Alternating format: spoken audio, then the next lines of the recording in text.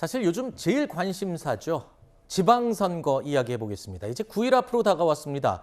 여야의 선거전도 이제 치열해지고 있습니다. 휴일인 어제 여야 지도부는 유세 현장으로 총출동했습니다. 자, 새 정부 견제론을 내건 민주당 지도부는 최대 격전지인 수도권에 주력을 했고요. 힘 있는 여당 후보를 외치는 국민의힘은 영남을 돌면서 표심 다지기에 나섰습니다. 정말 죄송합니다. 이렇게 아마추어 대통령에게 정권을 넘겨줘서 중앙정부가 이렇게 우리 국민들을 보살피는데 아마추어 노릇할 때 우리에게 필요한 지역 일꾼은 누구겠습니까? 프로페셔널이 지역 일꾼 돼야 되는 건 아니겠습니까, 여러분? 이번 대통령 선거에서 정말 큰 공을 세운 영천이 이제는 그 덕 좀 봐야 되는데, 여당 시절에는 여당 후보가 예산 갖고 올 수 있는 거 아닙니까, 여러분? 우리 윤석열 대통령은 시건을 하지 않는 사람입니다. 약속을 지키는 사람입니다. 욕먹어도 할 일을 하겠다는 사람입니다. 자, 오늘 오전 조간신문들을 보면 다들 하는 부분이 있었습니다. 여론조사 이야기를 좀 해볼 텐데요. 이번 선거의 최대 승부처로 부상한 곳이죠. 이재명 후보가 출마한 인천 계양을 국회의원 보궐선거 이야기입니다. 자, 잇따라 나온 여론조사 결과를 세 가지를 저희가 연속으로 보여드릴 텐데요. 원래 민주당 텃밭으로 알려진 계양을에서 민주당이 편하게 이 승기를 이어갈 것이라고 예측이 많았었는데 지금 여론조사 결과가 굉장히 많이 흔들리고 있다는 이야기인 겁니다. 판세가 요동친다는 건데 먼저 STI 조사 결과를 보겠습니다. 이재명 후보가 45.8%, 윤영선 후보가 49.5%로 조사됐습니다. 지난주까지만 봤던 것하고도 또 다른 결과죠. 두 번째 여론조사 보겠습니다. 자, 두 번째 여론조사. 자, 코프라 조사인데요. 47.4 대 47.9. 거의 같은 여론조사 결과가 나왔습니다. 하나 더 살펴볼까요? 자, 모노리서치의 조사 결과 이것도 마찬가지입니다. 46.6% 대 46.9%. 차이를 가늠할 수 없을 만큼 아주 박빙을 보이고 있습니다. 오차범위 내에서 그야말로 혼전 양상, 거의 똑같다고 볼 수 있는 수치인데요.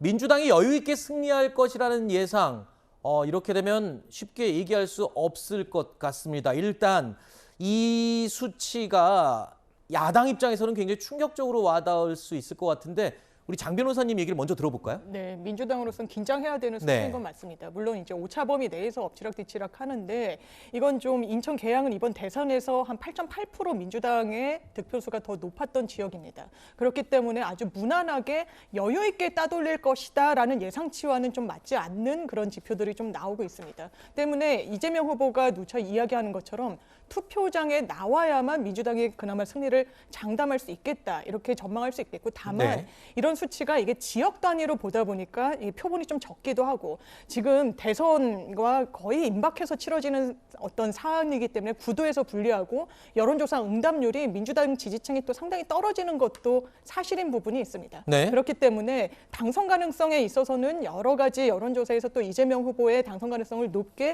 응답하고 있는 비율이 높아서 이 부분과 관련해서는 끝까지 좀 지켜볼 관전 포인트가 많은 것 같습니다. 사실 우리가 대선을 겪어오면서 여론조사의 방법, 회사, 또 시기 뭐 이런 거에 따라서 결과가 굉장히 이 들쭉날쭉하는 거를 많이 경험했습니다만 아까 말씀하신 대로 지역 표본이 적을 수도 있고요. 여러 가지 요인이 있을 수 있지만 저희가 그래서 3개를 연속으로 보여드린 거거든요. 근데 3개 여론조사 결과가 다 저렇게 오차 범위 내라면 이 부분도 상당히 의미가 있는 거잖아요. 네, 민주당으로서는 정말 어려운 구도에서 할 수밖에 없습니다. 왜냐하면 지난번 지방선거 때도 대선 이후 1년 뒤에 치러졌는데도 지금의 국민의힘, 당시 야당이 굉장히 패배를 많이 했습니다.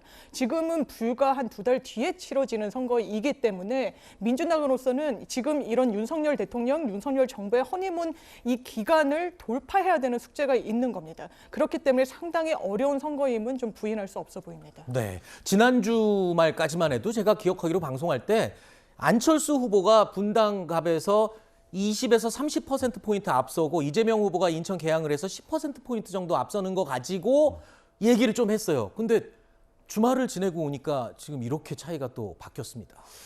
그러니까 우리 유권자들이요. 유권자를 쉽게 생각하는 거를 굉장히 싫어합니다. 아하. 이게 사실은 분당이라는 본인의 정치적인 고향이 있고 거기에 보궐선거가 나왔음에도 불구하고 갑자기 계양에 온 거지 않습니까? 계양에 왜 왔냐? 쉽게 표를 줄 것 같으니까 온 거예요. 사실 송영길 대표가 국회의원 하던 시절에 20% 이상 이겼었고요. 이번 대선에서도 넉넉한 차이로 민주당이 이겼던 곳이기 때문에 이재명 후보를 쉽게 국회의원 만들어줘야겠다라고 선택한 게 인천 계양이란 말입니다. 그런데 계양 유권자들 입장에서는 아니 계양이랑 아무 상관없는 사람이 와가지고 민주당 딱지만 달면 우리가 무조건 찍어주는지 아느냐, 뭐 조금 표현이 과합니다만은 뭐 계양이 호구냐 뭐 이런 얘기도 나오고 있지 않습니까? 네. 그래서 지금 이재명 후보가 우리 계양에 계시는 유권자들 수준을 너무 쉽게 생각했다. 네. 그래서 지금 이런 박빙의 결과로 가고 있는 거다. 저는 그렇게 봅니다. 근데요, 선거는 뚜껑 열어봐야 합니다. 그럼요. 지금 어떻게 될지 아직 남았잖아요, 시간이.